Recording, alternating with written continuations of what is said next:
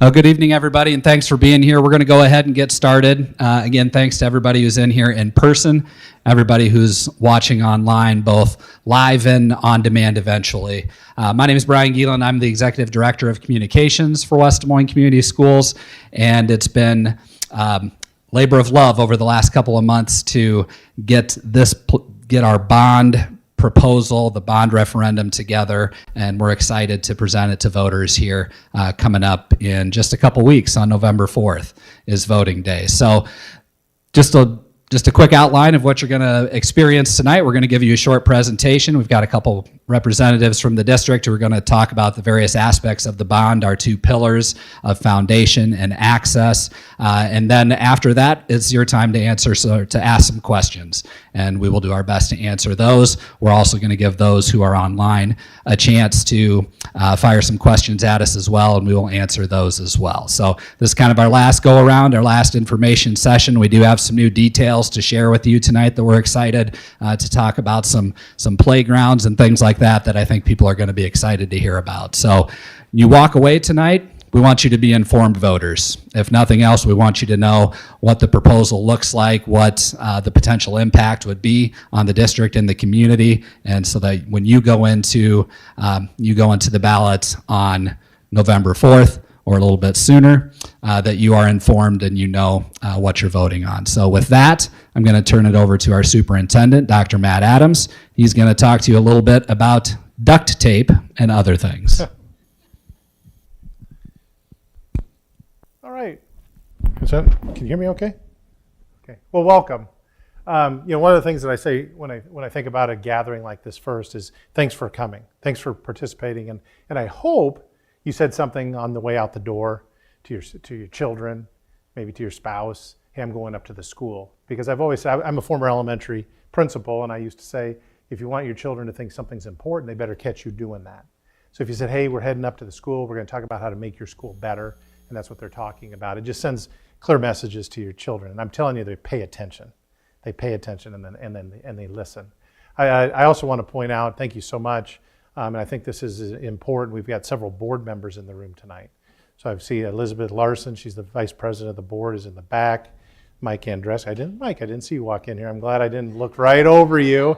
Mike Andreski is also on the board. There's Finette Elliott. She's on the board as Lila Starr and Jeff Hicks. And I think that sends a strong message as well when board members are showing up, wanting to talk about how to make our schools better. That's what we were tasked with. I'm Matt Adams, the superintendent, and I feel it is a privilege to be able to serve you, to serve your families.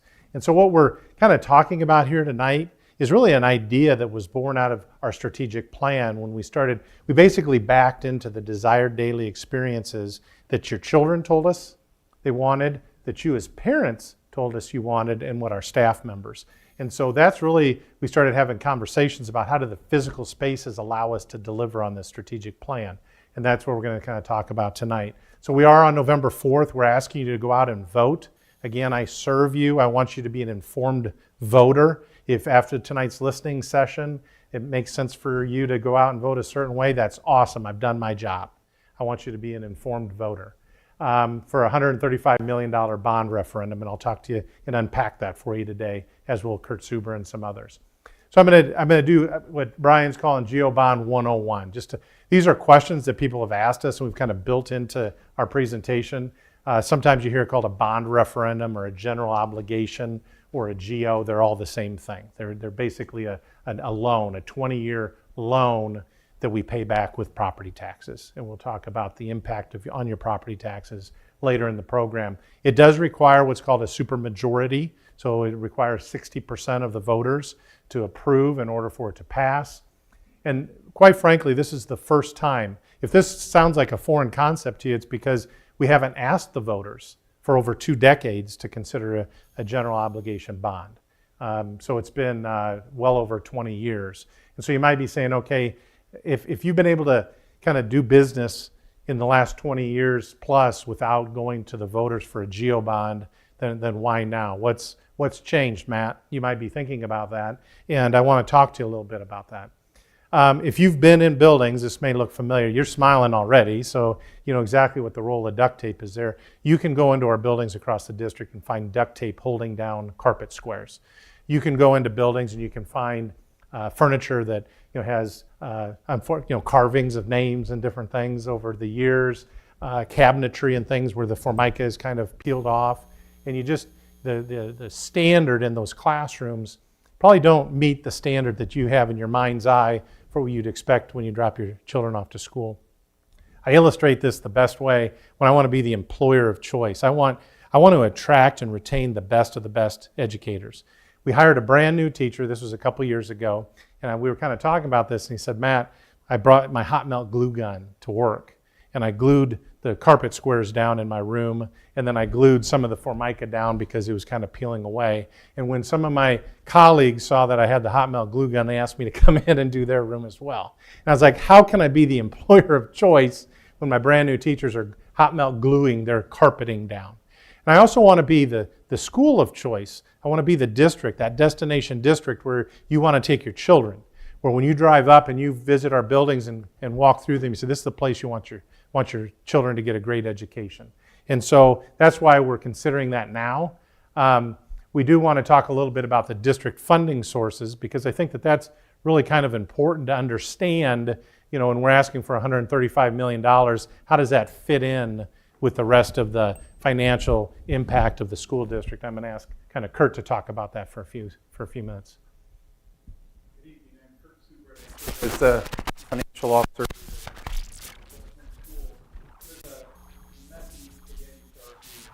Focus this on a couple elements that are relevant for today.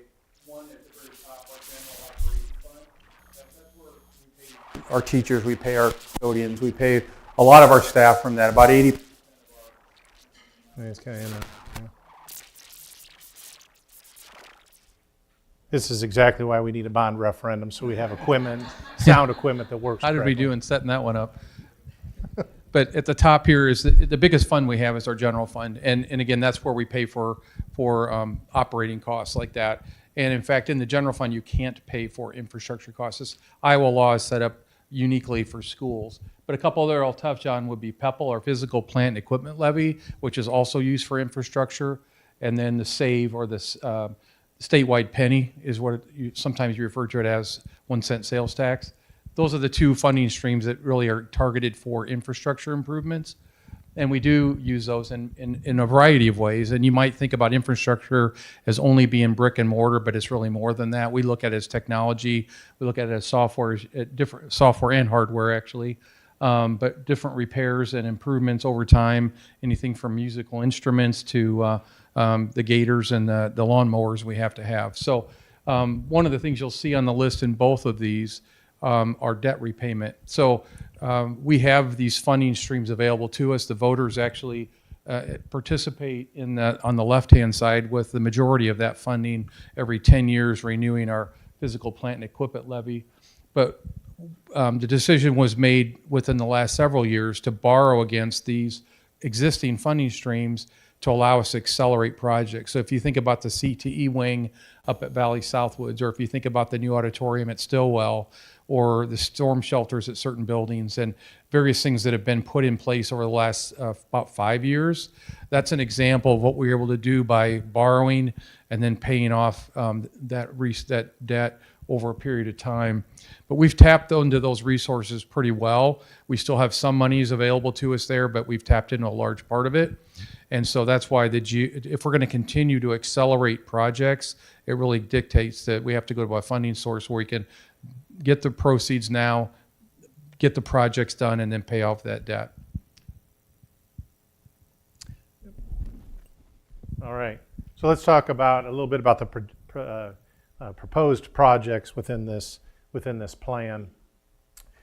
I'm kind of proud of how we triangulated our data, and I hope you participated in this as well. First of all, I mentioned that strategic plan that we developed, the Board of Education approved about 2 years ago, and it was anchored. What I really appreciated about that process, it was anchored in the desired daily experiences of our students and our staff and our parents. And so from there, we started, how do we deliver on that? what are the strategic directions that we should be chasing, if you will, in order to deliver on the promises within that strategic plan. And so once we kind of developed that, we started having conversations at the board table about our facilities. Tim and his team were kind of charged, I call it an 18-month audit, where we went through the buildings and kind of figured out what is that standard in our building and what is it that is expected when you walk into those classrooms and through our buildings and even the school sites and the land that they sit on. And this audit over 18 months really kind of shed some light. And I'll be real frank, the project list, I think it was you, Jeff, the project list looked like insurmountable. How do we do this in a reasonable fashion, an effective fashion? It was from there we said, you know what, maybe a GeoBond would be kind of the way to go, because in order to be that responsible project development that kind of meets a timeline that you would expect and that we would expect, that's what we decided to talk a little bit about. So we put out an interest survey. I hope that some of you that are sitting in the room took that. Over 2,500 respondents took that survey. I tell you what, Mike Andreski, also on his side gig, I know his main job is being a board member, but on the side, he's a professor at Drake University, and he kind of crunched the numbers for us to kind of take a look and see what those numbers were telling us. And overwhelmingly, families wanted us to really focus on the learning space. I say where the magic happens, where the teacher and the student come together and instruction occurs and learning occurs. And so we really focused really strongly in that area. And quite frankly, the whole project, we kind of backed into that, figured out what it would take to make that happen, and then kind of worked out from there. We also did a couple of community listening sessions where we came right here into this room and we had a conversation about the experiences that your children were having in school. And it became really clear about how involved our students are in schools, which is a great thing. I'm going to talk a little bit about that in a few minutes, but it is so important. When I walk the hallways in schools and I stop students, first of all, I'll say, who's that one adult? Who's that one pro-social adult in your life here at school that you feel connected to? And I will tell you, I ask that hundreds and hundreds of times, and they always have an answer, and that's so important. A lot of times, it's somebody that an adult that shares common interest. I'll hear somebody that really loves the band, it's the band director. Somebody that really loves the choir, it's the choir director. Somebody that really loves chemistry, it's their chemistry teacher. And so I love seeing these relationships form within our schools. You should be the number one at home, and then they need a pro-social adult at school as well. And so during those listening tours, we started thinking about how to execute on what we were hearing from families. We want students involved in school beyond the classroom. And I'll talk a little bit about what the research says on that.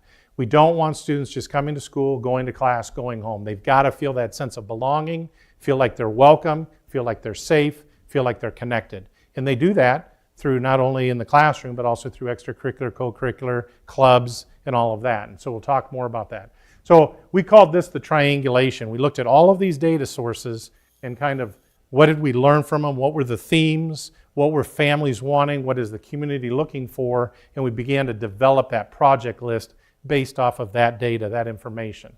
I told you we kind of backed into what we're calling Pillar 1. That's why we're calling it the foundation. Families really wanted us to focus on that instructional space. So modernizing and updating all district buildings was really in the instructional spaces was priority number 1. We looked at, this includes, improving the physical learning environment, including all the way up to lighting and air quality. There's research. Well, I'll be frank, as an elementary principal, I remember kids, hey, can I wear my jacket to school? My room's freezing, I can't. Or it's too hot in my classroom, or the lights are flickering in my classroom. The physical environment in the classroom has an impact. This is also updating district playgrounds. You're going to hear a little bit about our standard as it comes to playgrounds from Tim Simpkins in a few minutes. And then really thinking about safety. One of the things that we've had a lot of conversations about, we're proud of the single secure front entrances in our buildings. The one at Valley needs a little bit of work. And so we decided that that's something that we should be talking about as well. So kind of reconfiguring that main entrance at Valley High School. So that was kind of the Pillar 1 foundation. I'm sorry, I should say that's projected cost about $106 million. So you can see that the lion's share, it's roughly about 67, 68% of the proposed bond referendum is going directly to that learning environment and to the classrooms. And I think that that's really important. So some people have said, hey, Matt, tell me more about modernization.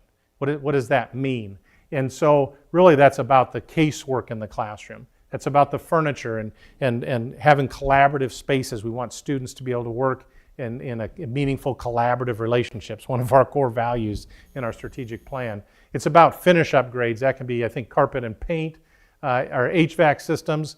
To be real frank, about half of, I'm using butcher paper math, John, sorry about this, but about half is going to the HVAC system. So just, or mechanical, electrical, plumbing, sorry, to all of that. And so that would be the lighting, the mechanicals, the plumbing, and then we've got a subset of group from curb appeal to support learning space reconfigurations, some entry areas and some window replacements that are part of that as well. And so just to kind of give you an idea of what that might look like, we do have kind of a 360 model that we've put together to kind of allow you to see that. So as you kind of go around, you can kind of see the collaborative furniture that comes with that. You can see the colors, some different color schemes. I think this, John, also the grid and the tile and the LED lighting into the ceilings.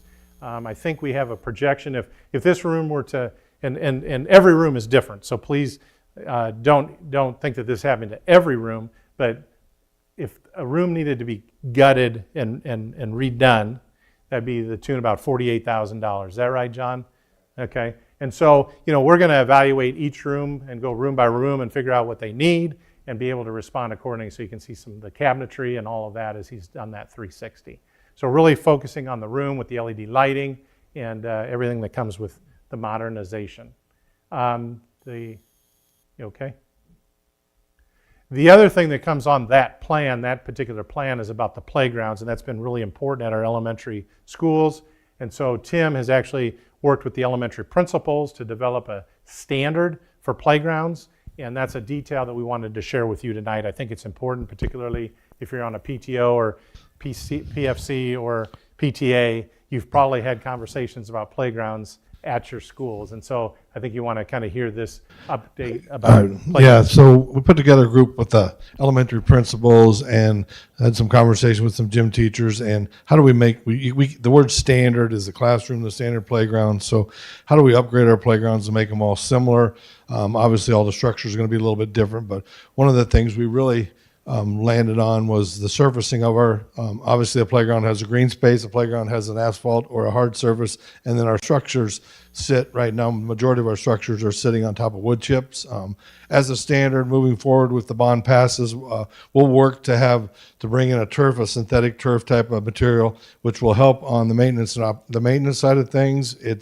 And it lasts about 15 years as opposed to 8 or 9 years on the poured in play. We will keep the poured in play where we have it, but we will get rid of all the wood chips except for underneath the swing sets. And that was kind of a collective agreement and a collective standard with the group we put together with the principals that are at the elementary schools. A couple of other things we want to look into is the shade structure at all elementaries. I know a couple of them have shade structures, not all of them do. And then some sort of an adaptive ADA component to all playgrounds where every student can have the ability to get on some type of structure and put it very near all of our other structures. I think if we go to the next slide, you'll see a similar type of component. When they talk about a playground, they talk about different things to do, different elements for all kids. And so within our group and talk about standards, we talk about what can we do on the hard surface? If you go out on a playground today, you'll see kids playing Foursquare. You'll see kids playing hopscotch. How can we do a lot of those things and make sure every playground has those? I think Jordan Creek up here has a walking path for some interactive things for kids to do. I'm going to work with some of the gym teachers too to get some more interactive things that we can do on the playground also. And then things like small components like the beat clubs were just different components so every kid has the ability to go out on that playground at recess and have something for them to do. I think you handed off to Jenna. So one of the things I thought might benefit the group is to hear kind of firsthand from an elementary principal serving our students when you think about the standards that, and Jenna, you've been involved in in a lot of the conversations. So when you think about the standards, it relates to classroom and it relates to playground. Can you kind of just share with folks, kind of your experience as a principal and maybe the needs of your building or anything you'd like this group to know? Absolutely. I think a lot of what we do when we talk about design, you can see right here in this space. So if you envision this space as a classroom, if you have desks in rows, there's very little collaboration. Back there, I didn't catch your name, but I've had a great conversation with you and know a lot about your life because of the way that I was positioned. So the ability to move the furniture in a way where you can really entice collaboration is a big piece. I think when we think about creating global citizens, we want students who can articulate and who can disagree respectfully with their peers. And that's a skill that we have to really teach. When we think about how they interact with one another. So even by design, we have to look at what we provide to our students. When I think about high school, I student taught at Valley High School 15 years ago. Lots of what I call sled desks. So desks that are hooked to the tabletop and the chair are all hooked together. You can't put those into a small group and pull back very easily. Also, if you put them into a group of 4, the accessibility there for all of our students is already going to go down because you have to slide in and slide out. So we're already excluding kids just by design. So just thinking about some of those furniture pieces really helps benefit students.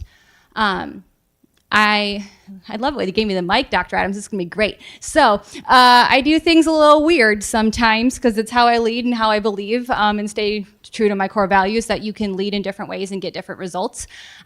So if you walk into Western Hills, you might feel like, hey, this looks just like it did when I went to school.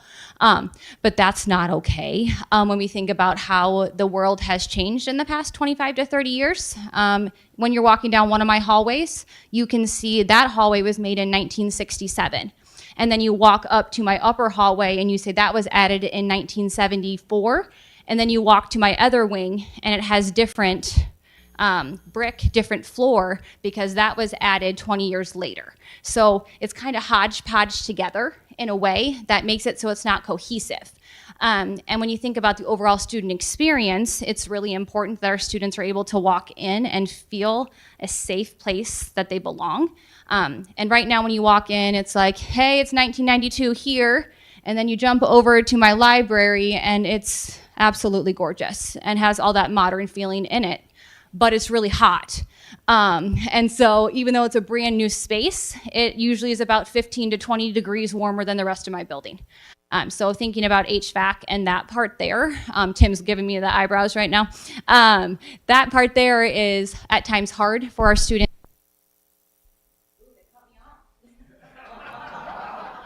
It was subtle, but effective. It's like the Academy Awards. Yeah, start playing some music. Yeah.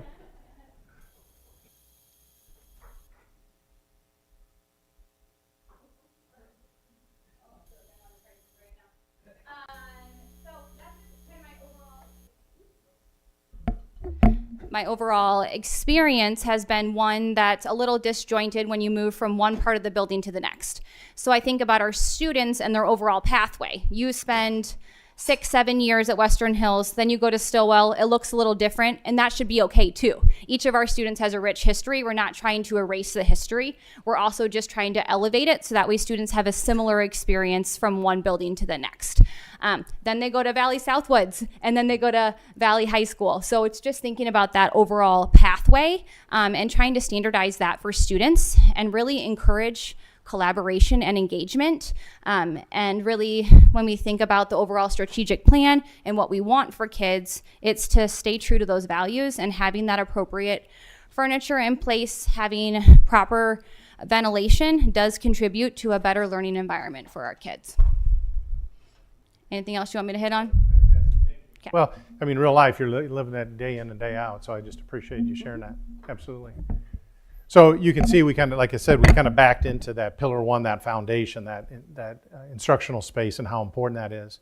Well, I think it was really during the community conversations and talking a little bit about the spaces that our students have access to be part of all those things I was telling you about, clubs and athletics and activities and the arts and all of those things. We started talking a little bit about, do we have the space for that? And we'll talk about this here in a minute. So some of the projects that came up that we recognized to have greater access, to expand our access, would be constructing a new, what we're calling a multi-purpose activity facility on land that's just south of the West Des Moines Public Library. It's kind of tucked between the stadium and Jordan Creek and the ball fields. To be frank, it was a resource we had, and so it was like, how can we kind of be smart about resources we already resources. Then we also talked about construction of a new mid-sized performing arts center at Indian Hills, and I'll show you some renderings here in a second of that as well. And during that conversation, we really started talking about what's happening at the elementary level and how can we start thinking about resources a little bit differently. I think sometimes we get stuck, Jeff, in thinking that the resources are a building level resource rather than a district level resource. And it was really during these conversations that we talked about the possibilities and opportunities for other schools. I think if John Mendoza was here, he's the principal at Crestview. He said if there was a resource like that on that side of town, that would be something that they could access. But if the resource was somewhere else, maybe not so much. And so it really started getting us thinking about all of these are district resources, not building resources, and how do we use them in the most efficient, effective way possible. We also talked about the construction of a new band and equipment storage facility at Valley Stadium. I joking, plug your ears, John. I always say that education facilities, we just never put enough storage. There's just a need for storage. And so out there, the ability to store band and different equipment in the storage facility would be fantastic. And then I think it was Dave Perigo that said, hey, Matt, do you realize we're the only school district in the CIML that middle schools don't have a track? And so we started having that conversation and realized that there was already a resource that we could build upon, and that's a track up at Valley Southwoods. So again, rather than finding another new space and additional resource, kind of tap into the resources that we have. And then we've upgraded technology and equipment at Valley High School's Stapleton Performing Arts Center. This is the one that just kind of gets into my craw a little bit. It's only 12 years old. And if you've ever seen me at a concert, you just look at the sound booth, and I sit right there to the well, as you're facing up at the sound booth, I sit right there to the right. I talk to the kids a lot, and they'll tell me, they say, well, you can't find light bulbs. There's a lot of light bulbs out, different fixtures out. Things are out, and they're just obsolete, and you can't get them anymore. And it's like, it's only 12 years old. I think, Tim, you bought a new light bulb for like $2,500 because we couldn't find it, and it needs some upgrades. And that's something that we've known about for a couple of years. So when you look at those projects that are kind of outlined in Pillar 2, that adds up to about $55 million. And Kurt will talk a little bit about the math, because you're probably thinking, Matt, your math isn't mathin' right now. You know, it's $160 million of projects, but we're only going for a bond referendum for 135. And he'll kind of explain that to you in a second here.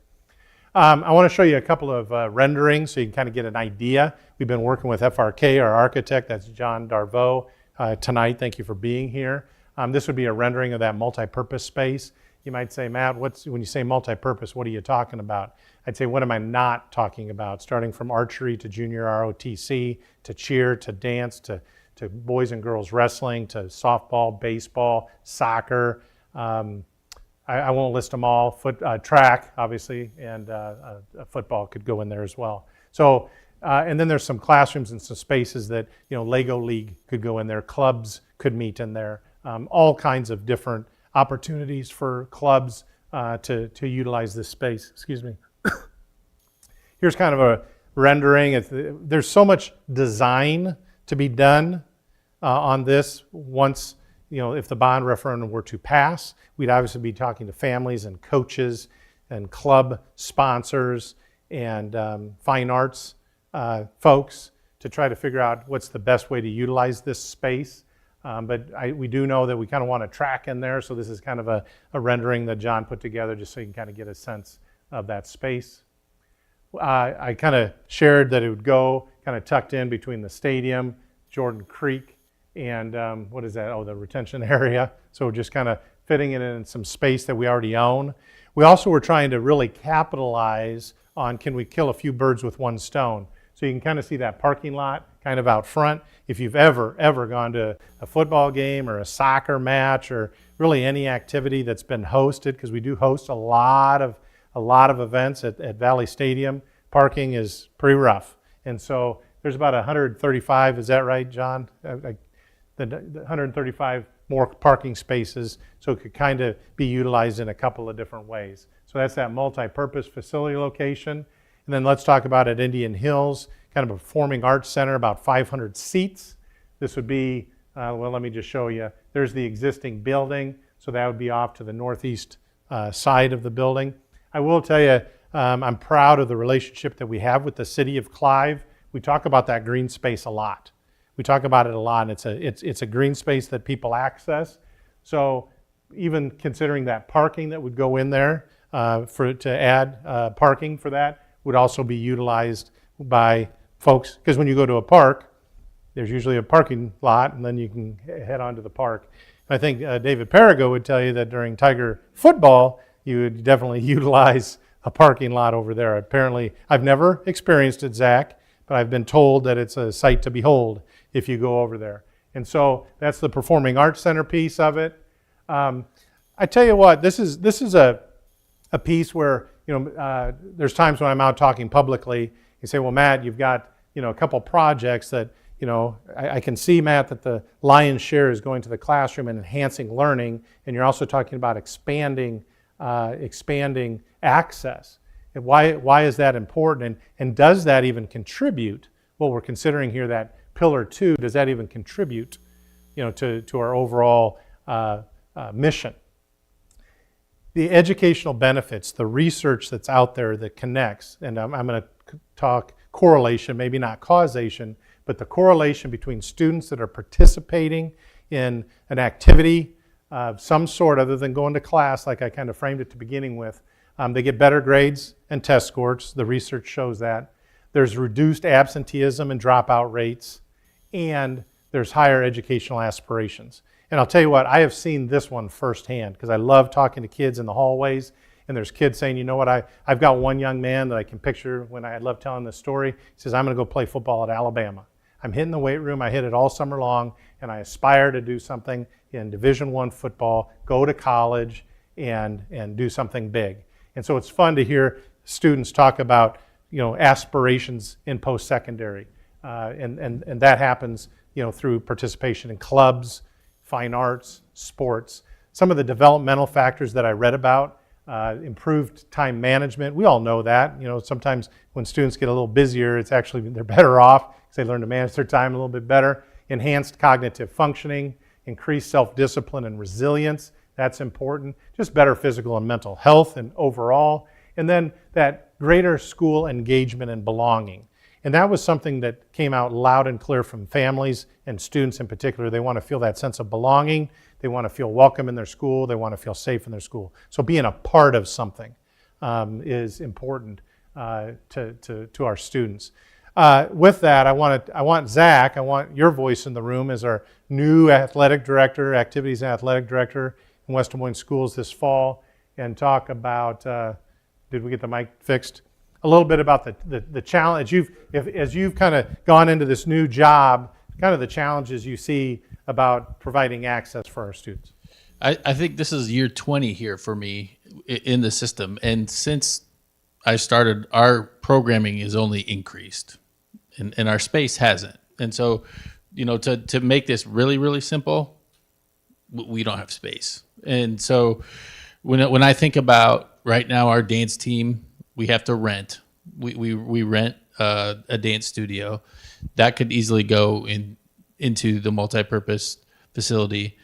Our cheer team waits for volleyball to get done at the lower level, and then they roll their mats out into the north gym. I watched it as I left today for their practices. Again, a space that could be captured in a new multi-purpose facility.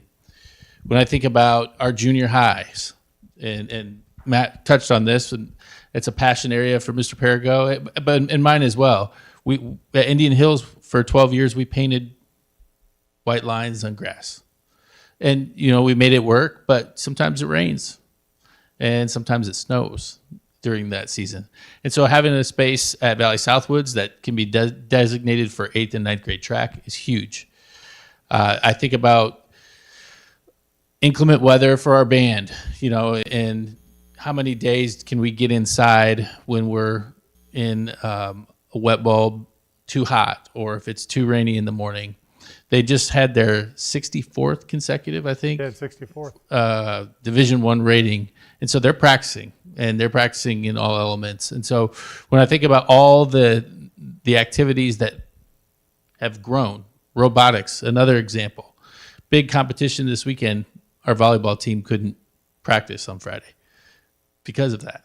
So all good things, all added to our system, but we need a little space. And I think about archery, how big that's grown since I've got here. It was when Mr. Perigo and I started, I think a unit in PE, and now we have hundreds of kids that are involved. So just a place to go, a place to get better, a place to train, a place to, be welcoming, and, a place not to fight over as much as we have to fight right now over space. And so that's where I see the huge benefit of that multi-purpose facility, as well as the track. So other things we need to touch on with that. No, I thought you were going to tell me your greatest challenge when we sanctioned girls wrestling. Girls wrestling is another part. Yeah. It's right now we have one true wrestling room. We have some makeshift ones at the junior high, and so having a place to go for them is huge too. We believe that could be a definite answer to that issue. Thanks, Zach.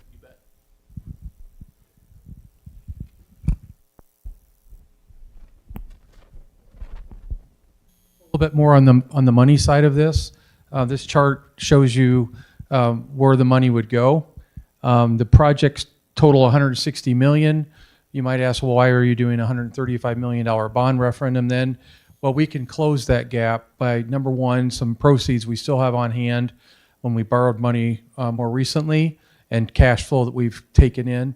And we'll continue to have some cash flow available to us over the next several years with PEPAL and SAVE, just not the amount that would allow us to do anything significant in and of itself without the GO bond. But you can see, again, the items that have already been talked about here. I won't go through the whole circle, but certainly 100+ million for the modernization is a big piece of it. And then timeline, and that's been a frequently asked question. We think realistically, in working with our architectural team and our operations group, that it's probably 5 to 6 years to get all of the projects done that are identified. And a big part of that timeline really is staging work in the summers in classrooms and in buildings, because we can only do so much when they're occupied.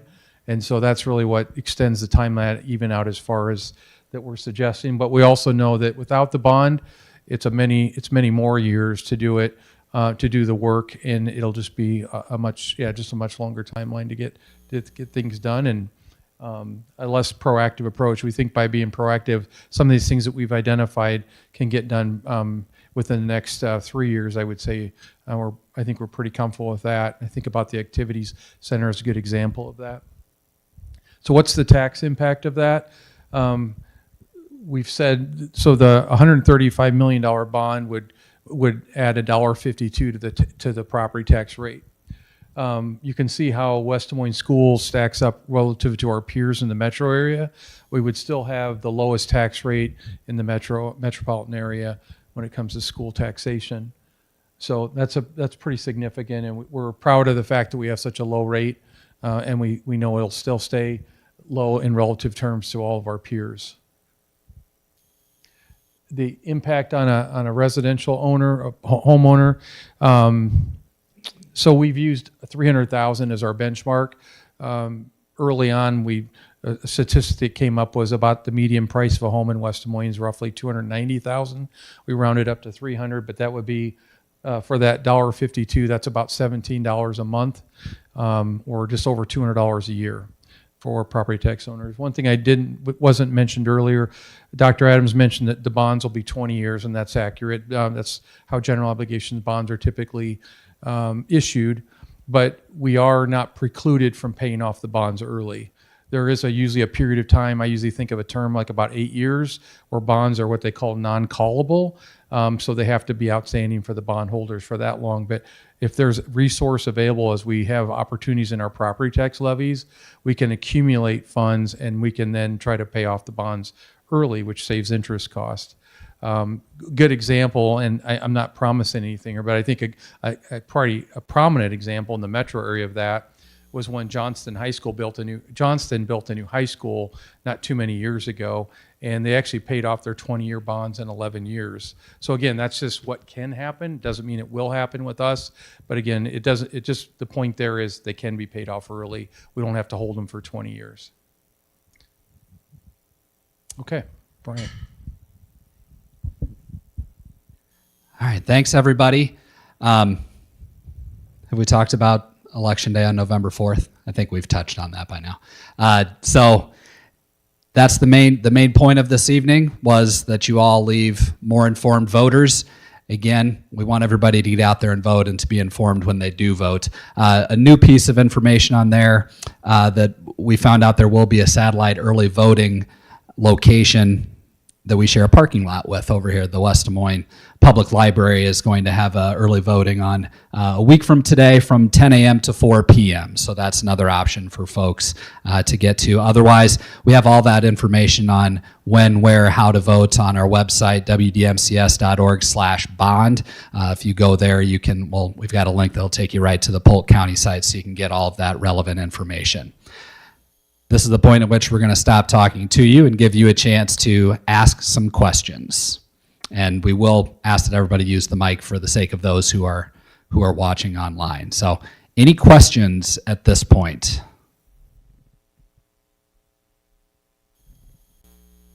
We'll go here first.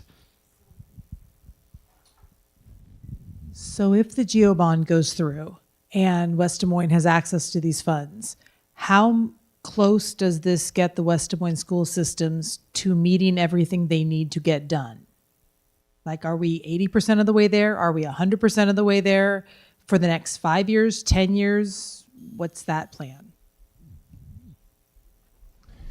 Yeah, not 100% there. I talked a lot about that audit that was done. There's a number of projects that would still be on that list. This would just expedite the list pretty quickly. I'll give you, for instance, that hailstorm that we had several years ago.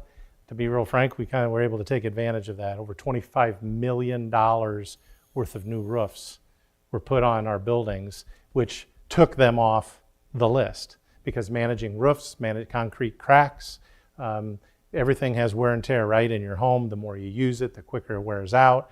And so we'll still have those continuous, we're going to be fixing concrete somewhere in our district for the rest of our lives. You know, I don't know if I could put a percent to it, Tim. I think maybe it'd be safe to say maybe 80%, probably 80%.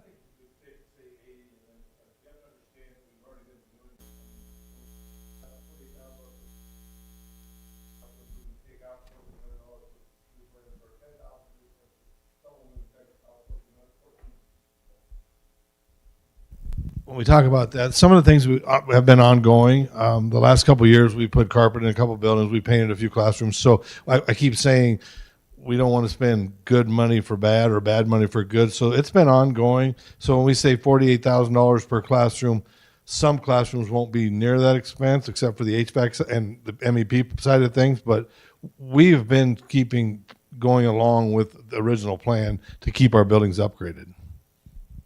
You know, we've had some, you heard Kurt talk a little bit about, I think you called them 2.1 projects. They were before Kurt and I were here, but, you know, you've seen, you know, additions to Crestview Elementary, Clive Learning Academy, Fair Meadows, the additions and improvements at Stillwell, and then, of course, up at Valley Southwoods. So there are spaces that meet that standard.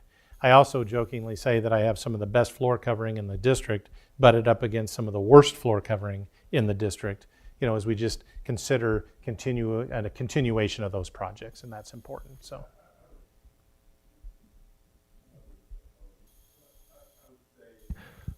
Surrounding districts that are getting a lot of the new elementaries, this process is simple for them because they're going to go out and build a brand new building. We have to make sure the rest of the district looks like that brand new building. this process is a little bit different for us because we're not building that brand new building as comparable. Now we've did some additions and we've did some classrooms, and that's where we took the teaching and learning team to, and that's kind of where we started the basis of the standard classroom from that. So we went to Crestview, we went to Clive, we looked at the casework, we looked at the carpet, and that's kind of where we came up with that original district standard. So instead of comparing to a new building, we're comparing to new classrooms and new additions on the existing buildings. Great question. I like that. Appreciate that. I think you had a question. I have a lot. I'm sorry. That's right. We can go fast though. All right. How much debt do you have right now in those two first, like it was like the third and fourth slide? Because it sounded like we already had debt. And so is this going to ultimately help pay off that debt? So you're talking about the debt against Save. It was like Pebble. PLL. Yep, Pebble. Yep, physical plant equipment levy. Yeah. So yeah, if you could go into that a little bit more. Kurt, Yeah, that'd be good great. question. I don't have the figure in mind, but I can tell you a couple things. Number one, the PEPL debt can only go out as far as the voters have the life of the PEPL, which is up to 10 years. So all the PEPL debt will be paid off by 2031. Okay, so that's 6 years away. All of the PEPL debt will be gone. Some of the sales tax debt was issued in 2012, 13, and 14. That will all get paid off. That portion will all be paid off in July of 29. And then there was other sales tax debt. So the 2012, 13, and 14 was sales tax. We also issued some sales tax debt just in the last couple of years, like in 2023. That will be paid off in 2043. So there's a component of the debt that will be paid off several years from now. I mean, almost 17 years from now, 18 years. But the rest of the debt will all be paid off in either 2029 or 2031. So it's about 3/4. Right now, our debt payments with interest are about $14 million a year out of about $23 million a year that comes in those two funding streams. But again, all but I think about 3/4 of that will be paid off within the next 6 years. But then again, there will be some paid off much longer. So does that help? Yeah, right. The answer to your second question, so it would be, how does this bond referendum, if at all, does anything as it relates to that debt? Yeah, it doesn't impact that debt in any way directly. It's its own debt. And again, it'll be issued for 20 years, and our goal would be to pay it off prior to that. So does that help? Okay. You had more? You're fine. Talking. No, that's why All we're right. here. Will the facility audits be ranked? I'm assuming they have been. And have you like published that or anything? Because I mean, I know I'm seeing bullet points here, but like, and you have, I'm assuming you got soft bids on everything, like from construction Oh, we're, estimates. Yeah, just- Okay. yeah. Yeah. yeah, that, you're kind of on page 8. We're still on page 4. But yeah, as we take Well, on the- yeah, but you yeah. want us to vote for this on November 4th. So I need page 8 now. Yeah. Okay. Yeah, so they're estimates that our architect came up with. And then you have kind of like, if we, like, because things get more expensive as the years go on. So are there certain things that you know are like line items you're like, yeah, that's last? A lot of it, to be real frank, and I don't want to speak for the architect because this is your deal, but a lot of it is just being able to phase these projects while they're in school. I call them quick early wins, things that can start regardless if school's in session or not. And then there's obviously, we're going to have to capitalize on multiple summers in order to go into buildings and do some of those projects around the students. So a little bit of the school year session is going to drive some of that. But obviously, we're very sensitive to materials that are difficult to come in. You know, for instance, and it didn't make the list, but I do remember when the CTE space, I had just started here, and just finding equipment, stoves, and equipment to go into them was very, very challenging at that time. So we do rely upon kind of the experts on how to phase these and being able to get the materials and do it in a timely way. That's a great question.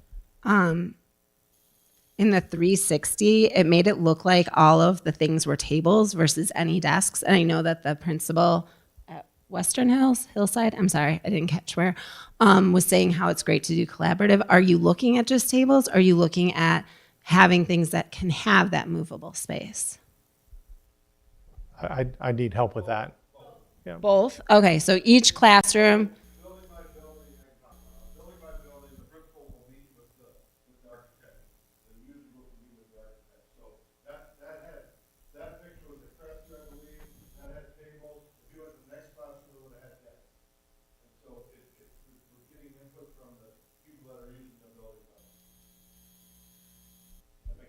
Yes, it just makes me think that then like the idea that you're like, here's the standard that we're all going to be similar to, kind of, it like varies there. So what will not drive it is personal preference. I'm tracking you on this. Okay. I've been doing this a long time, and Yeah. having an accent wall because I like the color purple.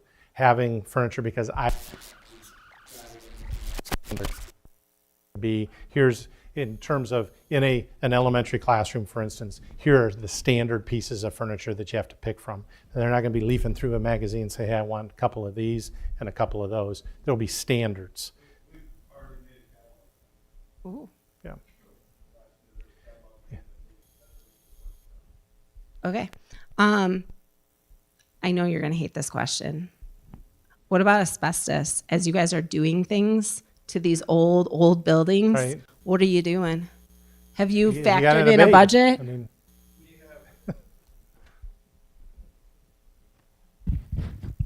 I inherited a full-fledged asbestos report, so from every building put by Midwest, Tanner from Midwest, and if I operate under the assumption if we think it's asbestos, we're going to test for it. We don't cover it up. I've been in a district that there's a lot of places there's asbestos under carpet. If we're in teaching spaces, we're in working spaces, we're not going to cover it up.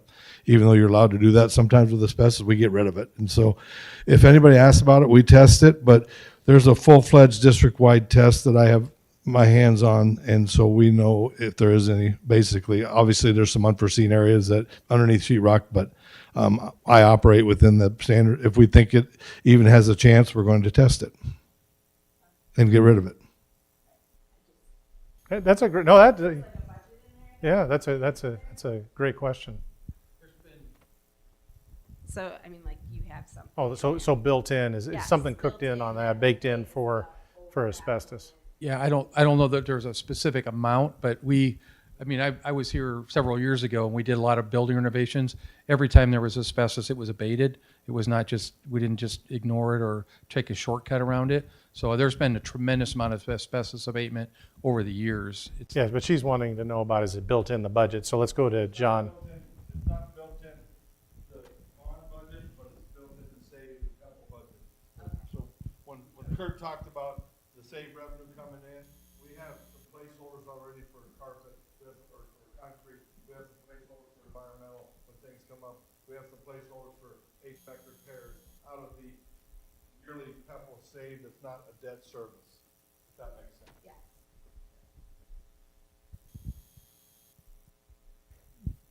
Is there other people that have questions?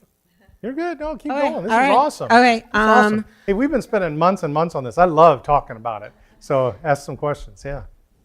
For the multi-purpose facility, is there like a budget for busing? Because that's a beautiful facility, but none of these kids can get there unless we have buses. And I know buses is what kind of sometimes prevents people for field trips and things like that. So I just want to know, are you buying more buses? Are you scheduling more buses?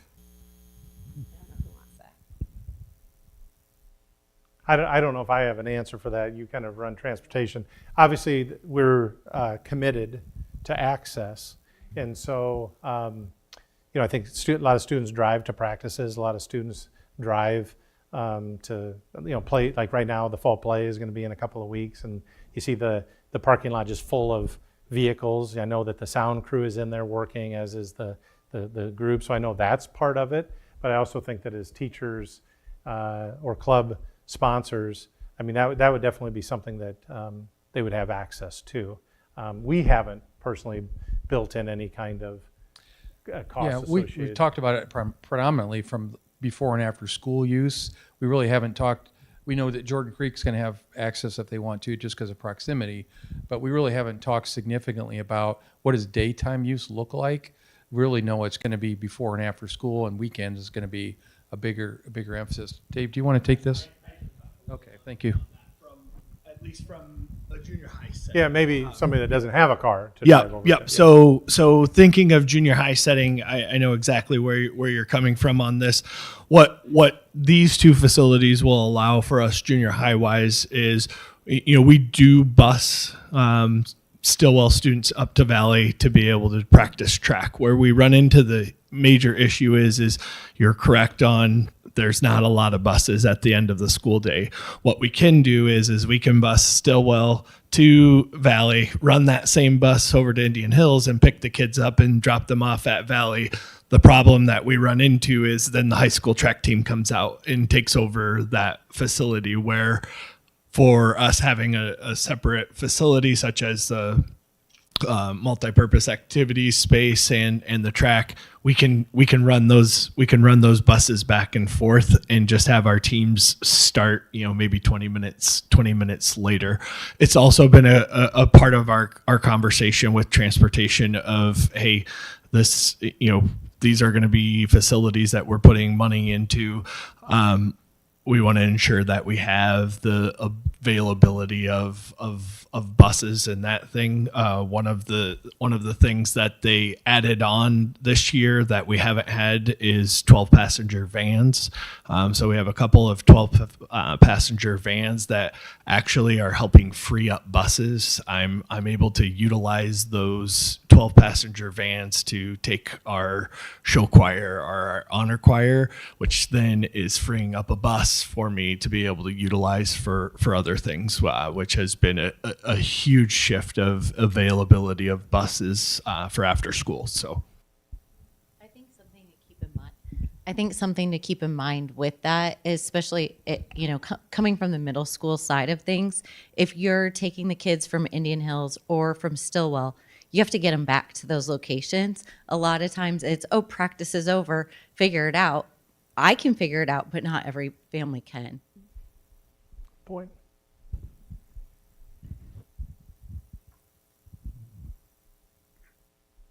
Who's going to be in charge of this multi-purpose building? Is that just going on the athletic director? Yeah, we'll assign to the athletic director. Okay. So Other like duties he's going to is take fine. care of the maintenance and all the scheduling, and as everyone fights for all that beautiful space. Oh, okay. Yeah. You got maintenance. So Okay. from the operations department to, Okay. And so you'll just have scheduling, and you guys will probably rent it out to other people potentially to make revenue?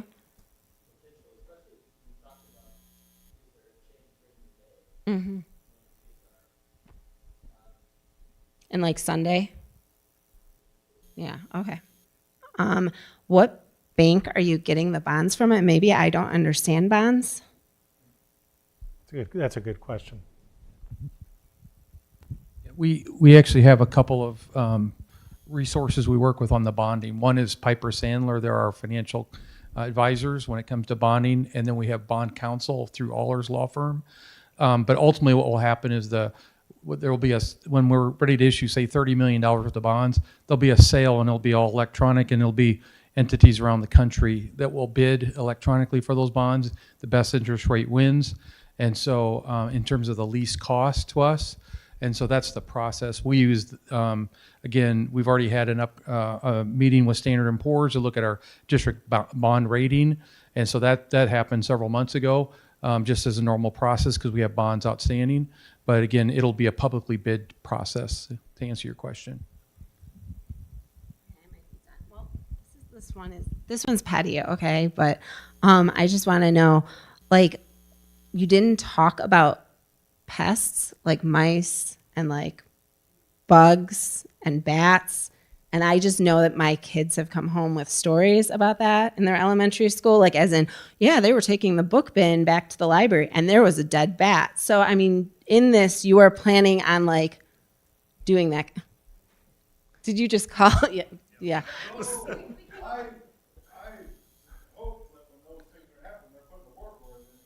My kids can't put a work order in. And when I hear the stories, who knows like how long ago it was? Because if I say, how long have you had that cough? They're like, forever. Yeah. So, I mean, I can't trust my unreliable narrators, except that I do think they think a bat was in the book bin. And I do think that they think a little mouse is living in the radiator because they can hear it and everyone's scared of it. So I just...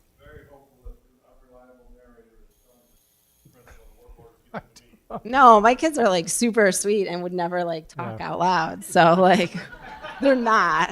I love it. Yeah, absolutely. Okay. We do. We spray and pests, right, they get in our own homes. I've had pests in my homes. Right now, the flies in the fall drive me crazy. You open the door and they seem to get in. And so we have pest control. I haven't heard the bat story, but it would not surprise me because they can get into very small spaces. But yeah, we do. But that's part of that wonderful part of the facility. Well, absolutely. I mean, you know, and then ongoing operational costs. It's just kind of a cost of doing business, spraying for pests. So, yeah. Awesome.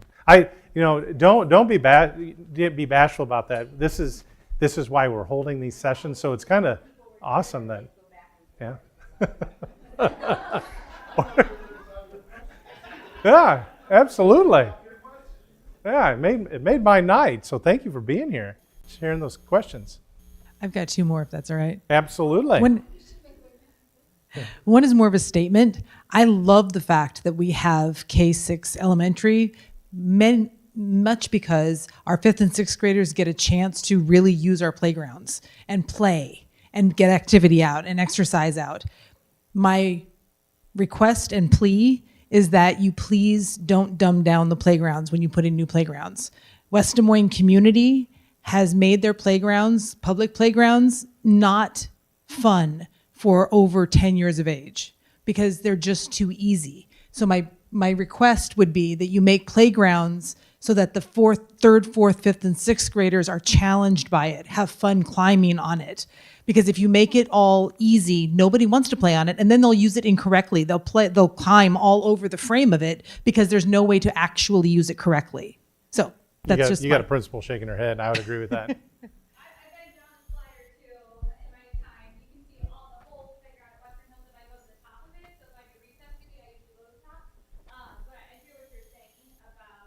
Western Hills has a great playground. I've been on it.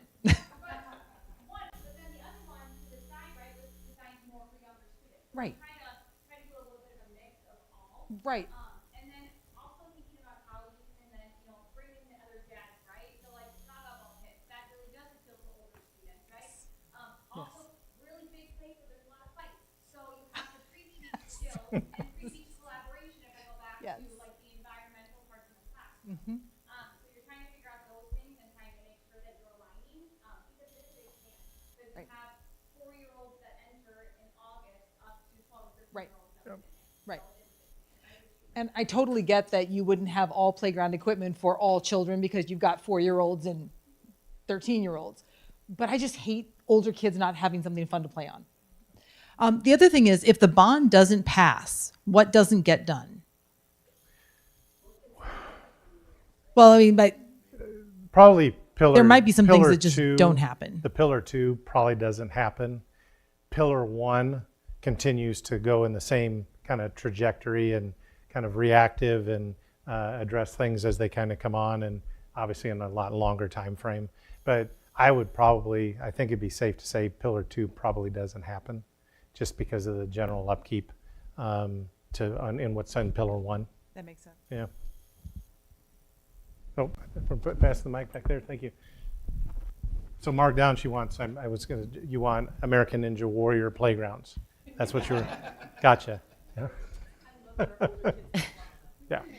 The Performing Arts Center that you guys are looking at for Indian Hills, how is that in comparison to what they just did at Stillwell? That's a great question. That's a really good question because, and I'm gonna just be honest with you. I stood in here and we started talking about it, and I think I was probably standing right about here, and there was a gentleman sitting right where you are, and he stood up and he said, "You really disappointed us with the Stillwell auditorium." There's no room. It's gorgeous. But you can't fit families in it. Correct.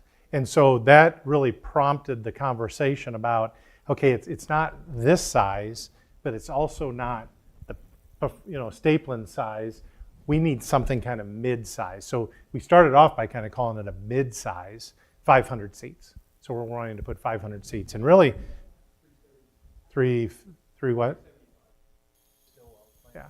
So I think it might have been you that said, hey, if we had an extra, I think it might have been you actually. Hey, if we had an extra 100 plus seats, we'd be able to kind of do that we need to have done, and also in collaboration. So I think there's some times where Stillwell and Indian Hills want to come together in collaboration, not a big enough space. Also, I see it as a space, again, it's a district resource, not a building resource, where maybe we could phase some different concerts and different things. I don't know if you've been to the orchestra concert at the PAC. I mean, how cool, for a fourth grader to be looking out at that big old PAC and feeling like they're playing in something, not a gym. Let's just put it that way, okay? So I appreciate that question because it was really driven by a comment. I kind of gulped hard. And I think it was the thought back then. I wasn't here when they had those conversations, but hey, it's about this size in Indian Hills, so let's kind of make it the same size. Looking at equality as maybe should have been what are the district needs. And so we really anchored back to what we think the district needs are, and it's more seats. Okay, so then now a different direction. So you have the Valley Performing Arts Center on the thing. We just finished the building at Southwoods. Are we comfortable that the building at Southwoods isn't going to need stuff in like 5 years, like the Performing Arts Center? You're right. Just so that we're not constantly, we go through, we spend all this money, but maybe we didn't do it right. I don't know.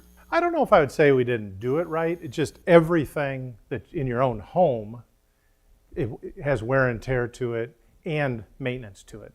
So if you get a refrigerator with a water and ice maker, which I don't, but if I did, then there's components in the ice maker and water maker that might go out if you didn't have it. And so, yeah, when you put some of the sophisticated systems, upkeeping sophisticated systems is expensive in your own home.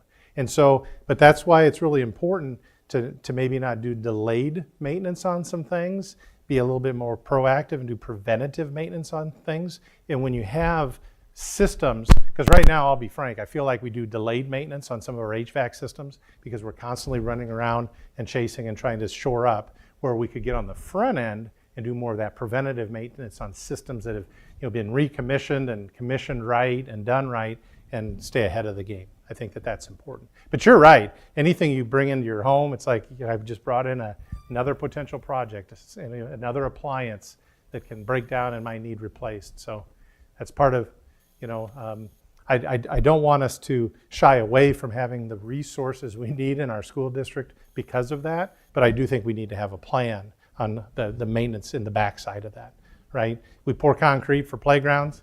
That means it's going to crack sometime and we're going to have to re-pour. But we do that because we want students to have that space. So.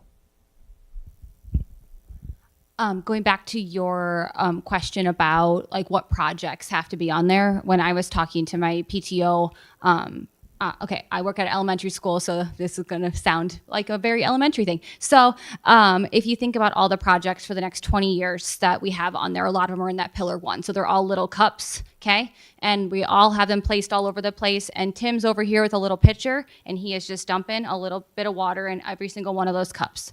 But what the bond does is it allows you to dump, like at Great Wolf Lodge, if you've ever been there, or like a huge water park, and they dump that huge bucket of water, you fill up a whole lot more cups much more quickly than having Tim just pour a little bit at a time.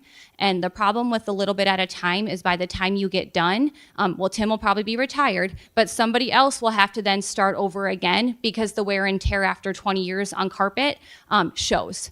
And it gets gross, for lack of better words, right? Like you can clean it every summer, you can do all those things, but it does have a shelf life. So Great Wolf Lodge bucket is a lot more efficient than the little pitcher that now you see Tim pouring in all those cups. That's a great analogy. Is also, if this happens, we're going to have to work real hard to see what we do in 15 years so we don't have it all one big bucket again. In 15, we're going to, if this happens, then I feel like we put together a 20 year plan so we know what the cycle is like and the replacement's like 15 years when I am retired, and somebody can look at it and say, yeah, we're supposed to do this, this, and this. So this is going to create a great problem for the future of all the replacement cycles, whether it be your HVAC system, your carpet, your paint, X, Y, and Z, your playgrounds. Will hopefully I can hand it off and say, when I'm not here, Jenna, you can take over, and this is the way it's going to go out and play out. Any questions online? Oh.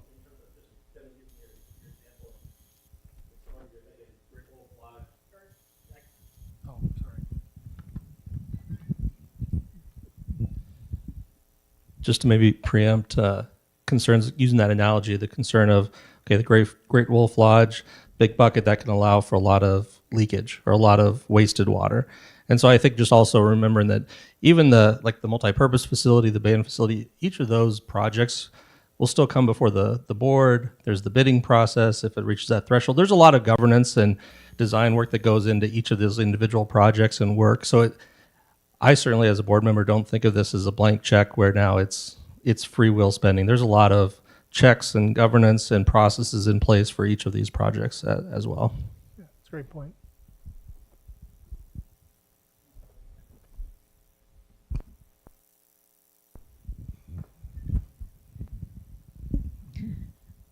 Appreciate Jeff saying that, and I just wanted to kind of add on a little bit. I, for one, as a member of the board, have really valued the work that we're doing with the architects and the various folks from the district on just exactly how will all of this work. Because I came into the process like maybe a lot of community members, not really knowing a lot about how a bond referendum works. And as a member of the school board, I thought I have a responsibility to understand, what this all means. So to Tim's point, we're talking about things like adding a lot of turf, for instance, and we're us board members are saying things like, are we going to see going forward that we've built the budget in such a way that we know what the replacement cycles are on these turfs, and so that we're going to be budgeting for those? Do we know what the replacement cycles look like for the playgrounds and so forth, and can we budget going forward in those so that we aren't, so that as board members today, we're not just pushing something downhill that becomes the problem of the next school board. So to Jeff's point, I think we all take our responsibilities very seriously, and we're trying to be good stewards of the planning, as well as we hope to be very good stewards of the governance and the dollars and the bidding process and all of that when it does hopefully go forward. So it's been a really informative process for all of us. Any other questions? Okay, and Brian, wrap it up. No. Got one more thing for you before you go.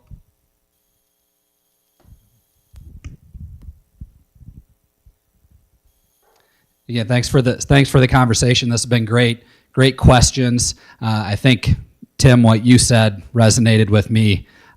Great problems to have. Some of these questions would be, I think we would relish the opportunity to approach some of those challenges, some of those potential issues if the bond were to go through. So last thing before we send you home, we've got a quick video that we'd like you to watch on your way out.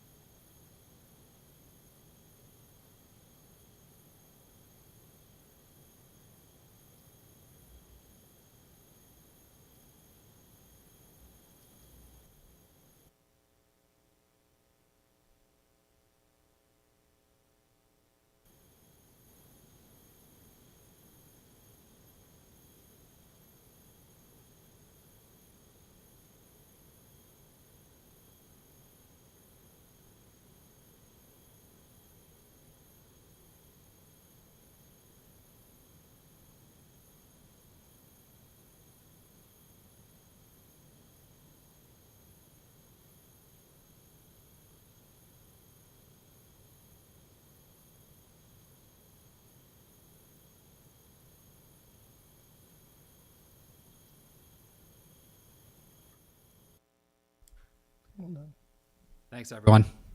Have a good night. We'll hang out a little bit if you have other questions that you didn't want to ask in the